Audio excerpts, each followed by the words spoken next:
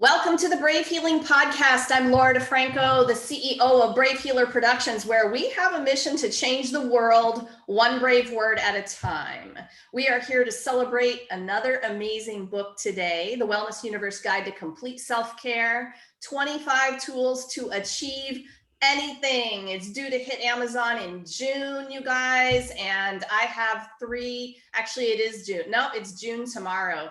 I always get confused. Anyone else have the COVID? I have no idea what day it is, brain this year. That would be me. I have three of the amazing authors of this book with me today, Divine J9, Leah Skirdahl, and Eileen Dillon. Welcome, ladies. Hi there. Hi. I'm so excited to have you guys. Okay, get ready. Divine J9 is the founder and pioneer of Body Mind Salt, the first and only luxury healing sanctuary in Brooklyn to offer a wide range of complementary and alternative medicine modalities. Leah Skirdahl guides people to up-level their stress response so they can improve their relationships and expand their impact. And Eileen Dillon is founder of Emotional Mastery for Life, where people discover how to easily transform their life through everyday learning, living on purpose in ways that last a lifetime. Oh, you guys are so amazing. I'm so happy to have you here. Listen, before we start, I want to say a quick thank you to Anna Pereira, the founder of the Wellness Universe, without whom we would not be here today. Anna, you're amazing. You had a huge vision for this book and all of the books in this series. And I am so grateful to you for everything you do for wellness practitioners around the world. We love you. Thank you for guiding us. So let's start with Divine J9. Tell me about this amazing chapter that you wrote. Oh, good morning. Well, it's just an honor, like you said, to be part of this collaborative series of books that are literally changing the world. It's great to see all of the reviews coming in on Amazon and just the word spreading. It's great. I think that's what all of us wellness practitioners do, is we're here to help serve, and we're here to help heal people in whatever capacity that is. So for this book in this series, it's chapter 24. It's healing using hypnotherapy essentially to clear any unconscious blocks to release and open up your true potential. And I will say it's a tool that I have tapped into countless times over the years, and it's just something that helps to expand you to the next level. Well, if you think about all of the stories that you have going on in your head that you've kind of acquired over the years, most of them came from when we were growing up in our formative years, right? From when we were born to like our teenage years, the stories or the words that we hear, the environment that we're in, that really imprints deeply into our subconscious mind. And the subconscious mind, believe it or not, controls 95% of what we think, do, and believe. Really, think about that. 95% of what you're doing in your life is subconscious. You're not controlling it. Only 5% of the conscious mind is actually what we're working with, and that's no wonder where willpower can only get us so far, right? If you've ever tried dieting, for example, or if you've ever tried, I'm gonna have this massive to-do list every day, and you just keep falling short of your goal. There's certain things that are in play, and a lot of it is the subconscious programming that we all have. We all have XYZ issues. So the hypnotherapy or hypnosis is a great tool. It's essentially, people ask, well, what is hypnotherapy? I keep hearing about it now, and it's great because it's now coming back into the mainstream. I think for too long of a period of time, it was misunderstood, used like for variety shows or for entertainment purposes. And I think we've seen the shift in the last, decade or two, really just getting back into more alternative medicine modalities, right? And so the hypnotherapy is essentially a guided meditation with a specific goal in mind. And that's basically what I write about. So, when I think about this journey, I think a lot about what I don't know. And so like, you have to understand that there's stuff there to reprogram. And I think one of the basic things is just that awareness and waking people up to the fact that there's this huge potential, right? Absolutely, Tell me absolutely. more about that. And even when it, well, even when you don't know, for example, I used hypnotherapy to create this healing sanctuary. I had my own private practice for over half a decade, and I got this call that I was supposed to expand into this bigger space. And I thought, initially my subconscious programming said, whoa, time out. And I write about this in the book. None of us can do it. None of us are superheroes, right? I like to think I am sometimes, but none of us are. We're all human, right? We're all flawed. We all have our vulnerabilities, and I think it's in the vulnerabilities that we kind of join together and can help each other. But it's in those vulnerabilities where you say, hey, why am I vulnerable in this particular way? Why do I have this specific belief pattern, right? And by addressing each one, and hypnotherapy can be applied to any issue, literally any issue. It can be applied to pain management, which I did myself recently. It can be applied to weight loss. It can be applied to procrastination. It can be applied to expanding yourself to create a healing sanctuary, which again is what I did as well. So just being able to expand and kind of, it's a process of elevating yourself, right? As you delete these old subconscious programming, you're able to just remove all that old junk that was holding you back, and then you get to up level your life. And hypnotherapy is really one of the easiest tools that I've ever used, because literally you're either working with somebody one-on-one in a private office, or you're listening through your headphones. And I offer both, but that is either way, it's just such a simple, easy, effective tool. Thank you, J9. Yes, being curious, questioning everything. That's a step toward the transformation. Thank you. Yes, Leah, absolutely. I want to hear about your chapter next. Tell me about your amazing chapter. I am so honored to be able to contribute chapter 9, listen to your body wisdom, transform your energy blocks through movement. It's a tool that I've used for decades, and I'm so honored and excited to be able to share it on this larger platform because it's been so valuable to me. And that is, when you're an athlete or you're doing Tai Chi or Qigong, there's a way you're supposed to do things, right? But in body soul movement, you're able to just allow your body to move through and be an observation. So it's a kind of a meditation, a moving meditation to let your body and your mind be in harmony. And what I've noticed for myself is that there'll be a pain that's stuck somewhere. And when I tune into it, I find that if I'm listening, I'll get an inspiration about what it's about. What's the story underneath it? And then allow that story to unravel as my body is moving through the unraveling. And that has been such a valuable tool for a lot of people to just let our bodies be the wise vehicles of our spirit that they're intended to be. Yes, for sure. Body awareness and body awareness kinds of meditation are foundation for me and actually my writing. And that is how I got onto the journey from being a holistic healer and a writer, and then offering a way for people to write, but that was embodied.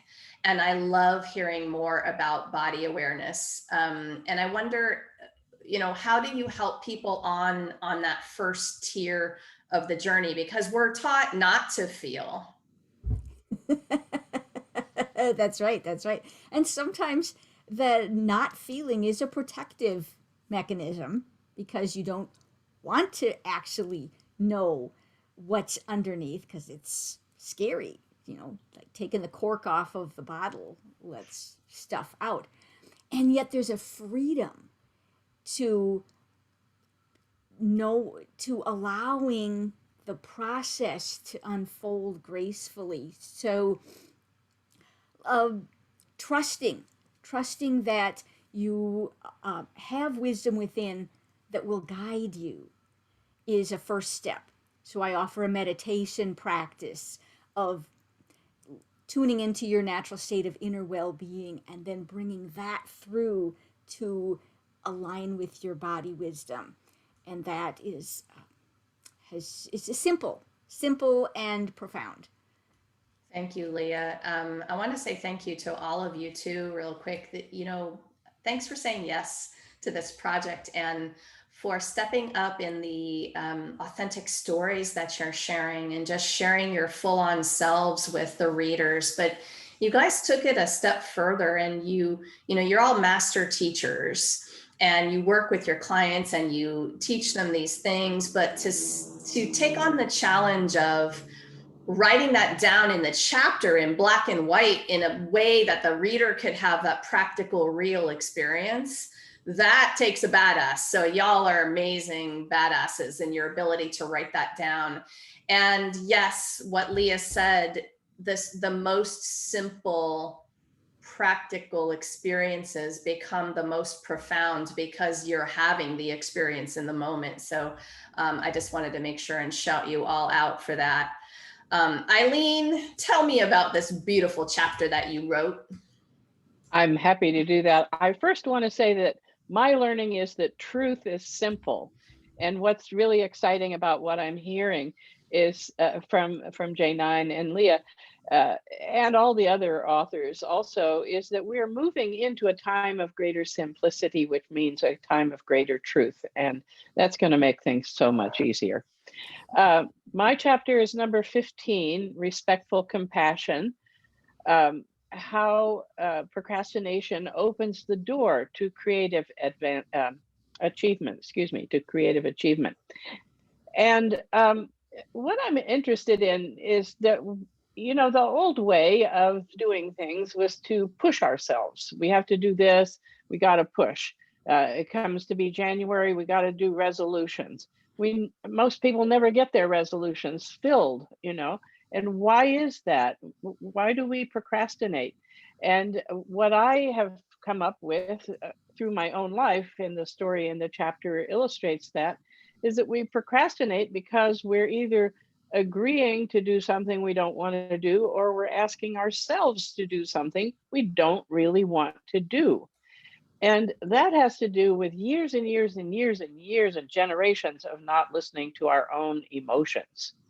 Emotions are energy. Emotions need to move. And when we try to hold back on our feelings, like we were talking about, or we don't let ourselves know that we don't want to do something, we block the energy. And then we cannot get into a flow state. And creative achievement comes from the flow state.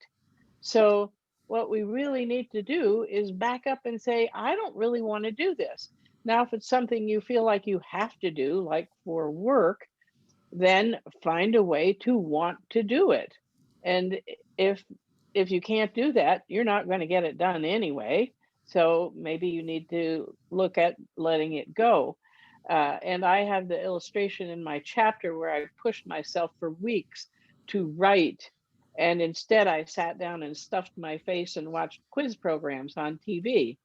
And not until I said, hey, this is what you want to do. You want to watch TV and stuff your face. So let yourself do it. 15 minutes after I agreed to let myself do it, I got up and wrote, and ended up writing 6 of the little booklets that I wanted to write. And so that's a way that, instead of pushing yourself, we need to go, like the Buddhists say, out of curiosity. We need to go because we're drawn to do something, and not because we're telling ourselves we should or do something. Okay, so the biggest 2 examples people come up with all the time, I've had these conversations so many times, is work, like you already said, and I have to take care of my kids, Eileen. I can't not do that. It's an obligation. It's a duty. Talk to me about this and how we can reframe to help the energy. Well, the first thing that jumps into my life is most of us do too much for our children already. And a very creative way would be to teach children. Actually, I did that. I have a very dynamic daughter. You guys will meet her at Soul Treat. A very dynamic daughter, and she just was. I was a single parent, and she was just taking up all of my time. And I realized that she never spent any time alone. So I went to her and I said, "What are some things you'd like to do if you came into your room and you were here by yourself?" And we set 4 or 5 of them aside. And I started out with 5 minutes. I asked her to go into her room. I stayed outside of the door and she did one of those things. And after a while, she came to me and said, "I don't want to talk right now. I need to go to my room. Please don't bother me." And so suddenly I had room, you know. And so when we're talking about achieving something, that's an achievement that is done out of love, but it's focused on, like you were talking about, Jane, it's focused on loving ourselves. You know, we Mm. need to be loving to ourselves first. And it made me more loving to my daughter Mm, for taking care of myself. I love that And I so think, much. Eileen, you just highlighted something so important. I think when we try to achieve more, whatever we're trying to achieve, and sometimes, well, most of the time, we're high achievers, we have this big goal in mind. We often forget to do little chunks, right? Like what you did, you started out in 5-minute increments. You didn't just throw her in a room for all day and leave her there, because she probably would have been like crying and calling for her mom. But you broke it down into chunks. And I know for me, that's also something I need to remind myself of all the time as well, because I just think, oh, I'm going to sit down and do it all in one day. But that's normally not practical, because you're going to probably get burnt out over time. You need to eat lunch and dinner at some point through the day too. So thank you for that reminder of just, breaking it into small chunks. That's a really good point, J9. Now, this is many, many years later, but now I achieve so much. I'm 78 years old. I'm in flow. This allows you to go into flow, and I achieve a huge amount without much difficulty at all. It's just, this is what I want to do. As I tell people, I only do what I want to do. I love this. I love your chapter so much for that, for its topic. Seriously. Okay, so I'm going to stick with Eileen for this next question, and I'm going to come around to all of you for it. You all are essentially sharing awareness tools. You know, awareness is a foundational practice on the journey, and all of our authors are essentially teaching powerful kinds of awareness. So, Eileen, what do you want to share with our listeners about awareness and how it's played out in your personal and professional life? Well, what jumps into my mind as you say that is how I've learned to see our earth as a giant school, that we've all come here in order to learn and grow. And we learn by having experiences. And so the way we get ourselves into difficulty is that we have an experience and it's an opportunity to learn, and emotions come along with the experience. So they have a message to help us decipher the lesson. And we get afraid, or we don't have time, or we don't think it's important, so we don't learn the lesson. And what happens, of course, is the lesson doesn't disappear. It comes back again and again and again, and it becomes a harsher lesson every time it shows up. It's more painful.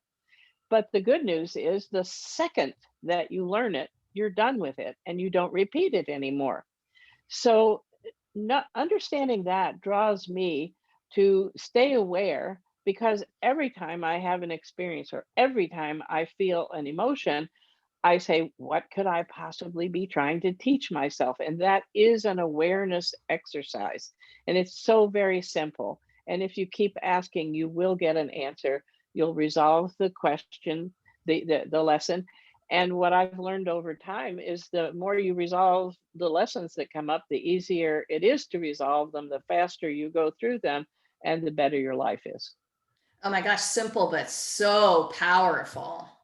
Yes, yes, yes, with an exclamation point. Thank you. Divine Sure. J9, what do you want to add about awareness and maybe how it played out in your personal journey? So I echo everything that Eileen said. Of course, she's the emotional master here, and being aware, it is a journey throughout your whole life. Even even the masters kept their process going. They didn't stop because they achieved enlightenment, so to speak. They continued to expand and grow, and just being aware of so many things that as you're going through life, you may, like Eileen said, you keep learning, you keep bumping into something. I think there's an expression that says you want to catch God on a whisper, right? As opposed to the tornado where you're like, oh, okay, I got it now. It's better to just hear it on a whisper and go, okay, I hear you. So I always ask my clients, what is, let's say there's a specific issue it's a theme, right? It's over and over again. Maybe it's, for example, one of my clients, maybe it's a disappointment issue, or it's a heartbreak issue. So there's this feeling of not being good enough, where they're constantly attracting somebody who doesn't value them, right? And so it's like, where does that come from, right? So the awareness begins by, first of all, recognizing that there is a pattern, right? And then B, as you go deeper into it, you can say, okay, well, what is it? Why am I attracting this into my life experience, right? Because whatever we're putting out subconsciously is what we're going to bring into our lives energetically, right? Everything is energy. Everything is energy. It's a flow, right? Emotions are energy. Everything is energy. Our bodies are energy. When we have blocked energy, we feel it, and it's important to move it, right? So I think it starts with the process of being aware, first of all, that there is some sort of issue or pattern, and then going a little bit deeper into, and there's a lot of self-exploration there. It's self-love and self-work, right? And we're the only ones that get the opportunity to do that. So you can either stuff it all down like our society teaches us and put it in a box and never deal with it. And then by the time maybe you're 55, all of a sudden you have a heart attack because you've kept it all in here. And it's all energy that's just being confined, and it needs to be really, energy is supposed to be in a state of flow, right? Energy just moves. And I think, again, being aware of the pattern to begin with, or even backing up from that, even knowing, okay, something doesn't feel right. I feel stuck.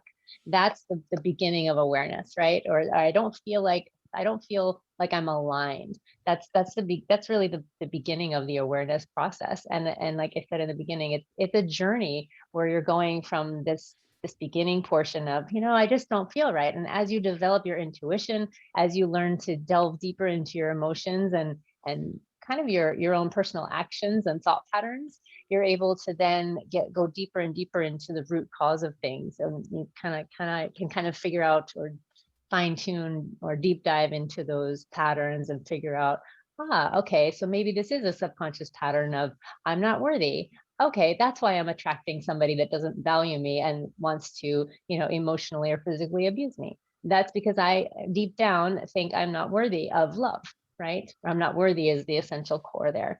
And so when you find that, then you can work on that specific issue, and you can apply that for everything. Right, Eileen? Yeah, and I want to add one thing here, because so many of the people that I work with don't feel good about doing that deep dive or asking those questions because they don't believe they will get answers. And so I just want to say it's my experience that the answers are available to us. They're always there. And the more you ask the questions, the more the answers will come to you. Absolutely, yes. I love that. And J9, you're making me think about something in my martial arts world, and the mark of a master is a beginner's mind.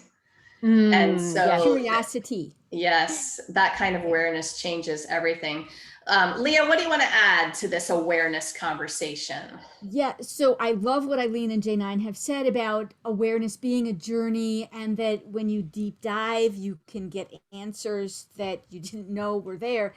And that energy, everything's energy, your emotions are energy. And when it gets stuck, if it stays in your physical body, it creates dis-ease, disharmony. That's the root of health challenges. In my chapter, I wrote about the birthing of my first baby, and how my intention was to birth the baby with grace, ease, joy, and glory. End of story. And so I just did whatever it took to clear the crap out of me to create that space. And sometimes people's stuff is so unconscious, they don't know that it's not their stuff. And that's something I've encountered numerous times, is that bit of stuck energy is perhaps from your ancestors. There was a trauma in your ancestral lineage that got passed down through the DNA, and now the study of epigenetics is uncovering that. There's a lot of work on trauma and how our, something that you think you've dealt with it, and then it's still there, and you have to pull up even deeper because it wasn't yours in the beginning. And also we're part of the collective consciousness, so that this, waves of fear come on through. You know what? Just let it keep on moving because it's not yours. Choose love. Choose love anyway. Love is stronger than fear, and allow those waves of fear to keep on moving through so that they don't get stuck in your tissues.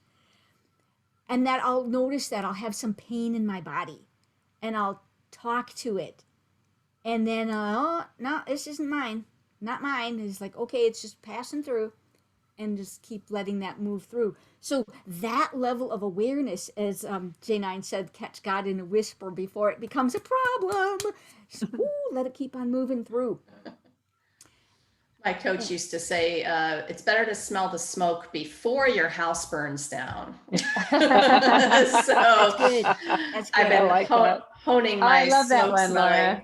I love that one. And I Leah, love working with fire, so I'm going to use that one if you don't yes, mind. of course. Leah, what a profound awareness. I mean, some of you know that one of the recent books we published is called The Ancestors Within. And the entire book is that kind of awareness in all kinds of different ways, right?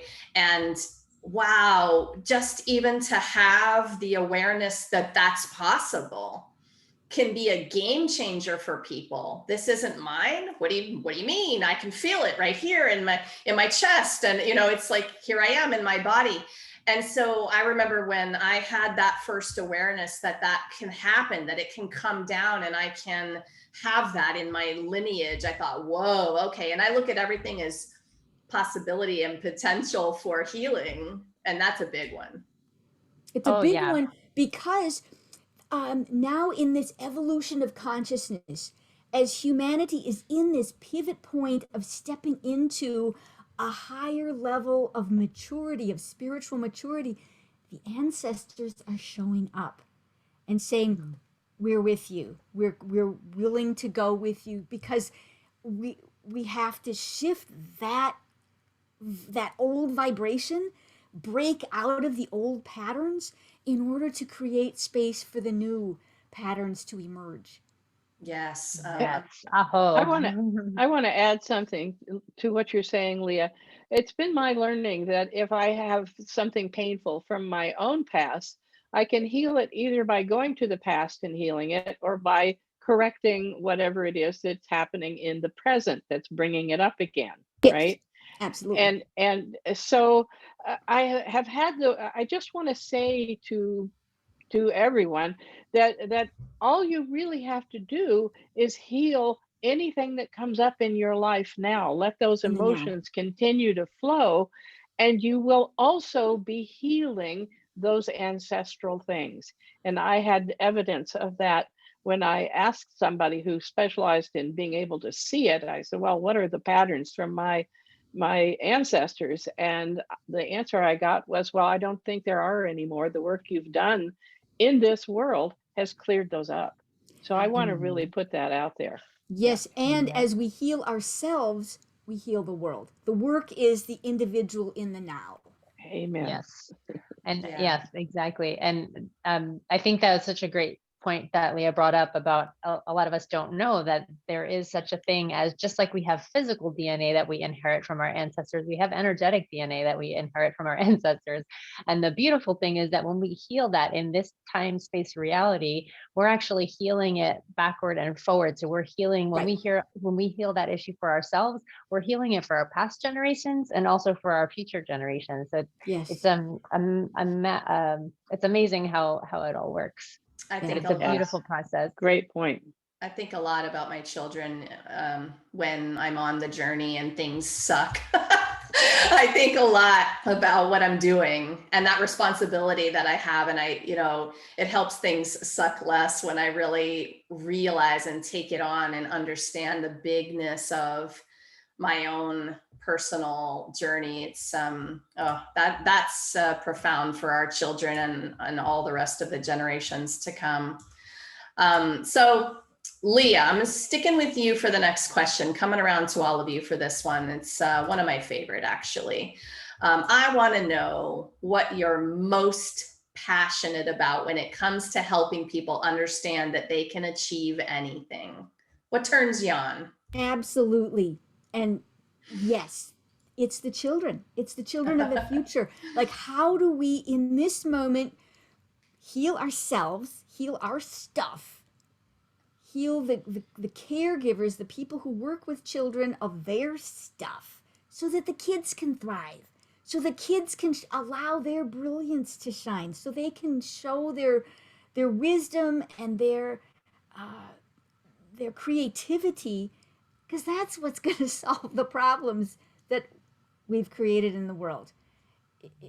And yeah, it's about healing the world, healing the planet, creating a space where everybody gets to thrive.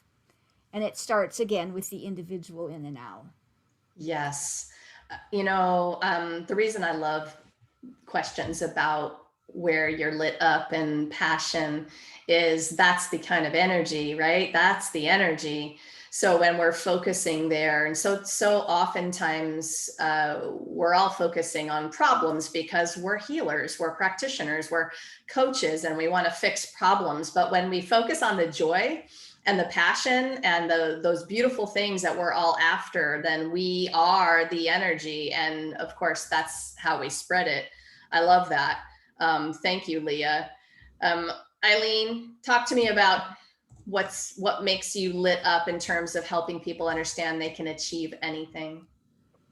Well, I want to start with a little story about me and my husband, Bob, who's a neurosurgeon, and he and I dated for 4 years, and he kept talking about getting married, but he wasn't doing anything about it. And finally, I talked with him. Now, he was a smoker, and I'm not good around smokers. So, as we were talking, what's keeping you from marrying me? Because you talk about it all the time. He said, well, you're asking me to change so much. And I said, well, I recognize my saying I can't live around cigarette smoking is a lot, but I don't think I'm asking you for anything else. And he said, oh, yes, you are. You're asking me for so much.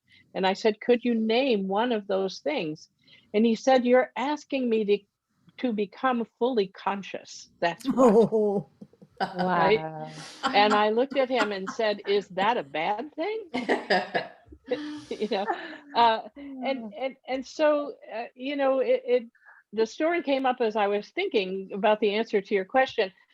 And what I saw was this lotus blossom many, many years ago. Someone told me to use the symbol of the lotus blossom because it symbolizes how people open up when I work with them. And likely it's that way for Leah and J9 too, for both of you. And my passion, excuse me, is to watch and see, and it gets faster and faster the more simple your intervention, to watch and see people open up with the smallest interventions, the tiniest bits of awareness, which involves a change of perspective. Once you start looking from another direction, what do you know? Oh, I could do it that way. I can see it that way. I can move this way. I don't have to hold this in my body. I can let that go, and that's my passion, is to help people get to that place. Although Leah, I'm with you in terms of the children, but I'm also looking at the children inside of each of us, every one of us here on the planet. Okay, can I just say, go, Bob? Like if someone had said that to me, I would ask them to marry me, I think. that what beautiful awareness he had, because he knew at another level what you were asking for, right? I love that, Eileen. He married me anyway, bless his heart. Exactly. I love that. Oh my goodness. Divine J9, talk to me about what lights you up.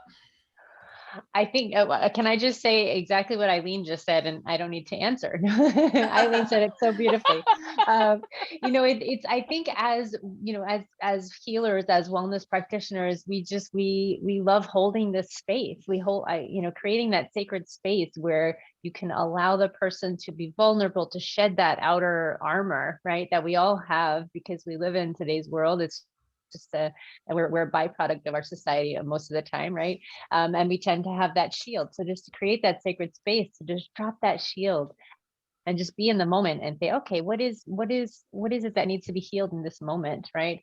And just creating that space is so important. And just seeing the shifts of the healing transpire is just, that's what lights me up. And it's funny because as an energy medicine practitioner, I have certain modalities that I tap into. I use sound therapy and, ancestral clearing, all that stuff, but I'm not a fit for everybody, right? And we can heal these blocks in our energy field, in our subconscious through many different ways, right? My chiropractor I call her magic hands because she's she releases stuff with her hands. I mean, she's just a miracle, like a miracle worker.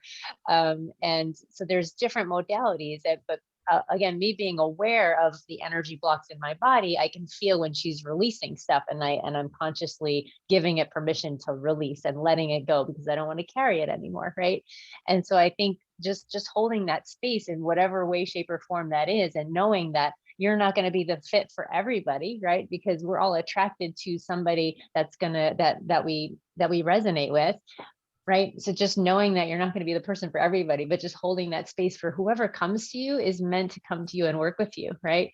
And so I think part of the additional or the next level of excitement and passion for me right now at this particular moment in my journey is seeing, having expanded into this full wellness center, this healing sanctuary where we have, salt cave, float tanks, energy healing, hypnotherapy, infrared sauna. It's like not everybody's coming, to work with me. They're coming for other modalities, and just seeing people come in so stressed and anxious, and then when they leave, they're like completely transformed. It's like they've melted away the stress, and they've melted away just that tension, and they're kind of reconnected to the earth energy. They're more grounded, and I can just see that they're so much clearer. That lights me up. So it's just an honor to hold that space.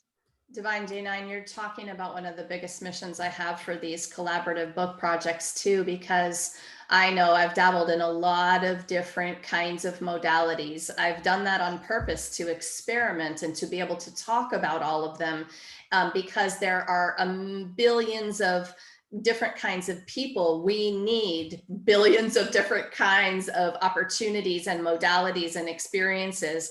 And these beautiful books, right? We get 25 different voices, first of all, stories, and then tools, and tools in different voices, which I love so much about this.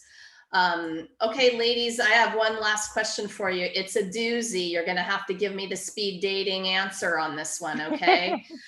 Divine J9, I'm starting with you. This is really a big question, but many authors, actually, I think all of you authors have a component of mindset in your chapter.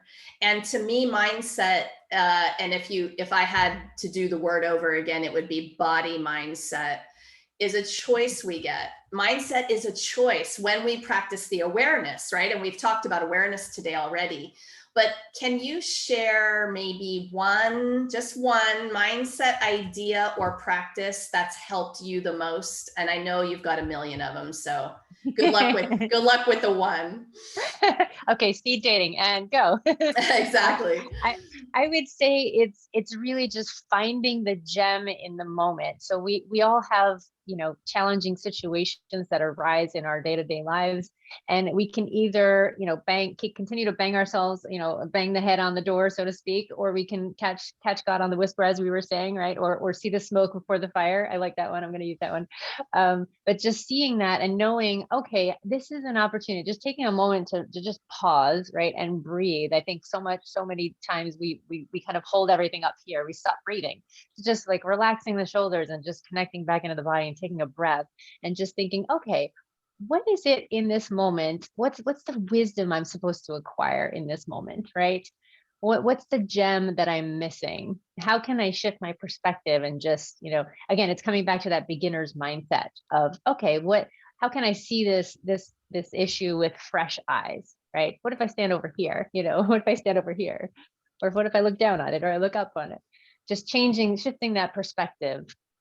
I love it. Perfect. Thank you. Eileen, what is yours? Well, recently I've been using the image of the Mars rover to exemplify what it is that we're all doing here on the Earth. In my mind, all of us have come to the Earth as learners. And what are we learning about? Love and not love. And like the Mars rover, as we go through our lives and we're having experiences, whatever we learn from the love and not love experiments we do gets sent home to home base, right? And so the mindset that so we've all come here to learn, and we get ourselves into a lot of trouble because we resist the learning. And when we resist the feelings or we resist the learning, all of that piles up in us. And as you guys have so wonderfully pointed out, it attacks our bodies, fiercely. That's the source of disease, but it also can create mental problems as well. In other words, we stop functioning well here because we came as learners. So the bottom line mindset is to embrace learning with joy. I love that. Thank you.